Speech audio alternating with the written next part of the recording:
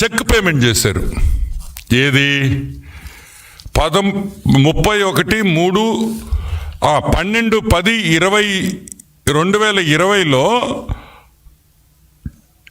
Agreement చేసుకొని 31/3/2021 అంటే 6 నెలల తర్వాత చెక్ పేమెంట్ ఇస్తారా 12 కోట్లకి? ఏందయ్యా ఈ ఆశ్చర్యం అని అడుగుతున్నాం. అసలు ఏమి జరుగుతుంది? 12 కోట్లు 4,000 ఎకరాలు తీసుకోవడం ఏంది? 12 కోట్లు డబ్బులు చెక్ పేమెంట్ ఇవ్వడం ఏంది? ఆ చెక్ జూన్లో వేసుకోమని మార్చి డేట్ వేసి జూన్లో పేమెంట్ చేయడం ఏంది? 6 నెలలు అంటే మీరు అగ్రిమెంట్ చేసుకొని 4,011 ఎకరాలు 12 కోట్ల రూపాయలకి అగ్రిమెంట్ చేసుకొని మీరు 6 నెలల తర్వాత చెక్ క్లియర్ చేసిస్తారా 12 కోట్లకి? ఈరోజు మేము అడుగుతున్నాం, ఇది దోపిడీ కాదా అని మేము అడుగుతున్నాం. చెప్పండి. ఈరోజు సాక్షి పేపర్లో ఇష్టం వచ్చినట్టు రాస్తున్నారు కదా. మీ ఆస్తులు ఇస్తారా మాకు? 6 నెలలు చెక్ వేసి ఇస్తే మీ ఆస్తి మాకు రాసి ఇచ్చేస్తారా?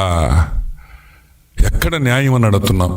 అంటే ఏదైనా కంపెనీ డబ్బులు సంపాదిస్తుందంటే ఆ కంపెనీని కైవల్సం చేసుకోవాలి. ఆ కంపెనీ కైవల్సం చేసుకోవాలంటే బెదిరించాలి, ఇంటికి పిలిపించాలి. వాడు చెప్పినట్టు వినండి. విక్రాంత్ రెడ్డి ఏం చెప్తే నేను చెప్పినట్టే అని జగన్మోహన్ రెడ్డి, విక్రాంత్ రెడ్డి ముందర కేవీ రావుకి చెప్పింది వాస్తవం కాదా అని మేము అడుగుతున్నాం. ఇంకొక విషయం, రోహిత్ చతుర్వేది అనే వ్యక్తి ఈజ్ ఎ కన్సల్టెంట్.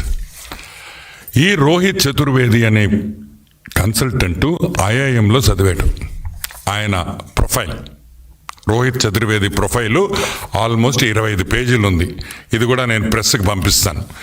ఈ రోహిత్ చతుర్వేది అనే వ్యక్తి ఒక కన్సల్టెంటు. ఐఐఎం బెంగళూరులో చదువుకున్నాడు. క్రిసల్లో పనిచేశాడు, కేపీఎంజీలో కన్సల్టెంట్గా పనిచేశాడు, ఎస్ఆర్ పోర్ట్స్లో పనిచేశాడు, Egypt, Tamil Nadu, Kandla port, Tanzania, IRCTC, వీళ్ళ World Bank, Namibia, Asian Development Bank, Visakhapatnam port. ఈయన కాకినాడ సెజ్ గురించి ఒక రిపోర్ట్ ఇచ్చాడు. ఇంత రినౌండ్ ప్లేయర్ కన్సల్టెంట్ ఒక రిపోర్ట్ ఇచ్చాడు.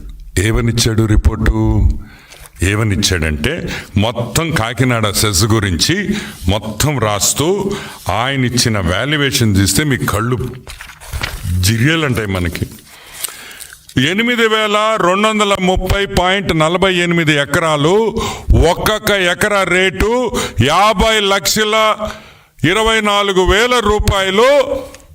ఆయన ఇచ్చిన వాల్యుయేషన్ రిపోర్ట్, రాజీవ్ చతుర్వేది అనే కన్సల్టెంట్ ఇచ్చిన వాల్యుయేషన్ వచ్చి 50 లక్షల రూపాయలు ఒక ఎకరాకి ఇచ్చాడు. అంటే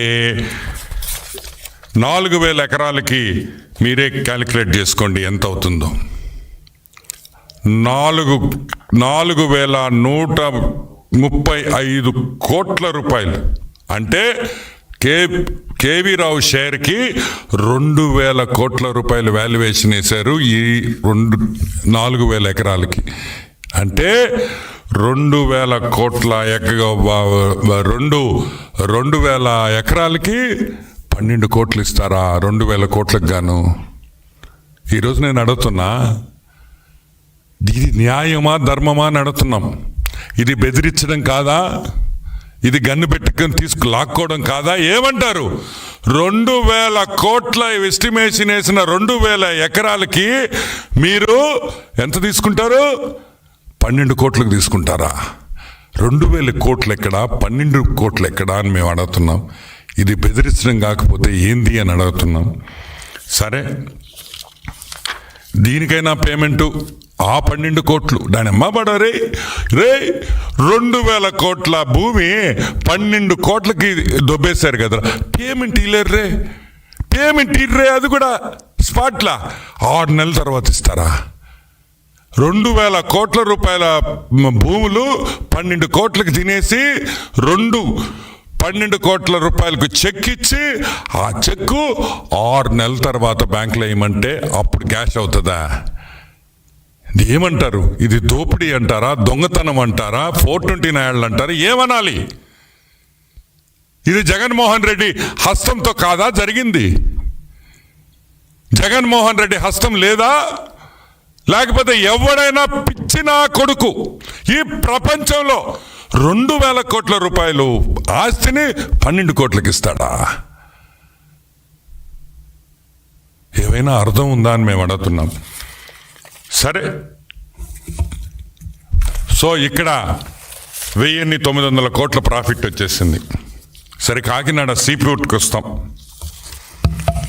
కాకినాడ సీపోర్ట్ ఎఫ్ఐఆర్ ఫైల్ అయిన తర్వాత ఈ 4 బ్రోకర్లు ఎవరు? వైవి సుబ్బారెడ్డి కొడుకు, పెద్ద బ్రోకర్ జగన్మోహన్ రెడ్డి, చిన్న broker Sarath Chandra Reddy, medium size broker మన పొట్టి సారాయి రెడ్డి. ఆదాన్ డిస్టిలరీస్ గురించి మీకు బాగా గుర్తుంది కదా. మనం ఎన్నోసార్లు ఆదాన్ డిస్టిలరీస్ గురించి మాట్లాడుకున్నాం. దొంగ సారా వ్యాపారం చేసి మనం వాళ్ళ డైరెక్టర్ లెవెల్లో కూడా, అది కూడా అరబిందో కంపెనీదే. ఆ శరత్ రెడ్డే, ఆ అరబిందో శరత్ రెడ్డే ఈ శరత్ రెడ్డి. వీళ్ళు ఏం చేశారంటే కాకినాడ డీప్ సీ పోర్ట్ అనే కేవీరావు గారి డీప్ సీ పోర్ట్ అది ఒక పోర్ట్ కాదు, 2 పోర్ట్లు. మీరందరూ కాకినాడ సీ పోర్ట్ ఒకటే అంటున్నారు. కాకినాడ సీ పోర్ట్ ఒకటి, కళింగ ఇంటర్నేషనల్ పోర్ట్ ఒకటి. దాంట్లో కూడా వీళ్ళకి షేర్స్ ఉన్నాయి. ఈరోజు కాకినాడ సీ పోర్ట్ ఒక్కటే 451 కోటి నుంచి 530 కోట్ల రూపాయలు యావరేజ్ ఎర్నింగ్స్ ఈ సంవత్సరం, లాస్ట్ ఇయర్. అదే కాకుండా ప్రీవియస్గా ఆ కంపెనీ బిఫోర్ ట్యాక్సెస్ 290 కోట్ల నుంచి 330 కోట్ల వరకు సంపాదించింది. అంటే ఆదాయం, బిఫోర్ ట్యాక్సెస్ వచ్చిన ఆదాయం యావరేజ్ చూసుకుంటే 350 crores ఒక సంవత్సరానికి సంపాదించిన పోర్ట్ అది. ఈరోజు మేము అడుగుతున్నాం, అంత బ్రహ్మాండంగా జరుగుతున్న పోర్టు ఎవడైనా షేర్లు అమ్ముకుంటాడా? లాస్లో ఉండే కంపెనీని మనం షేర్లు అడిగితే లాస్లో ఉండే కంపెనీని మనం కొనుక్కోవచ్చు, నష్టాల్లో ఉండే కంపెనీని మనం కొనుక్కోవచ్చు.